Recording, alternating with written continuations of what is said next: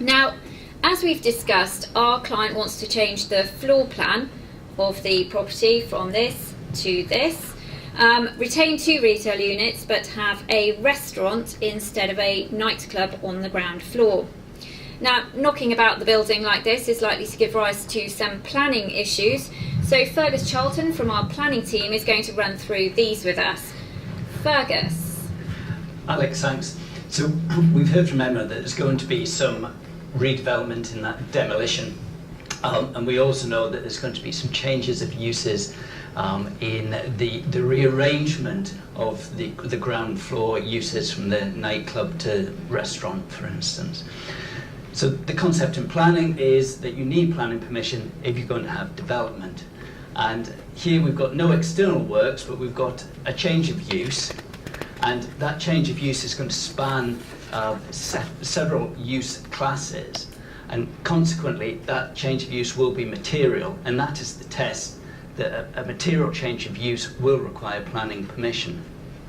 Now, in some circumstances, there may be permitted development rights that would allow that material change of use to go forward without a planning application. But in the way we're laying out this scenario, those permitted development rights do not exist, and a successful application for planning permission will be required.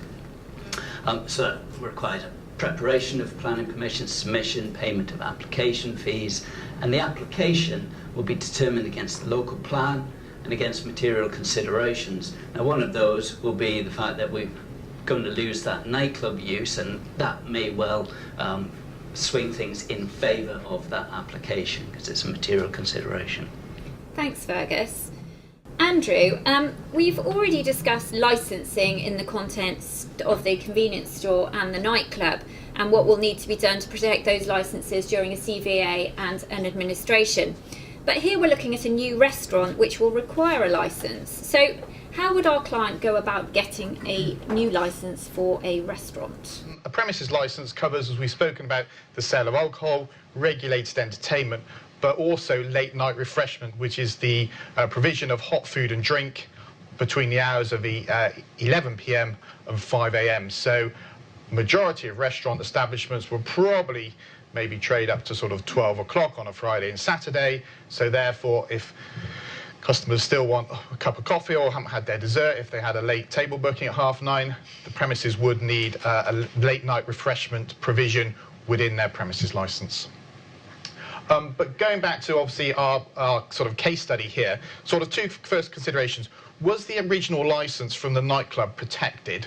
And the reason I asked that question is that you could look to vary that license. That would very much depend down to the local authorities' discussions that you would be having with them, because obviously we are sort of changing it right angles. But in particular, maybe a consideration, if our block is within a cumulative impact zone within the city, which basically means that any new application, the presumption is that application would be refused. So within Bristol, we've got cumulative impact zones in Park Street and the Triangle, the Harbour Side, Gloucester Road, sort of Corn Street, and you know, we're amazed the number of cities and even now small towns that have cumulative impact zones, which basically say the number of premises within that has in effect a detrimental impact upon the licensing objectives, and therefore we're not going to grant any more unless you can show that you sort of go against the policy. So if you've got a license within a cumulative impact zone, you'd look to protect it because you can potentially use it either by varying it or potentially when you sit down with the police, local authority and licensing authority, you can offer potentially to surrender this license upon the grant of this one, and that often happens quite a lot.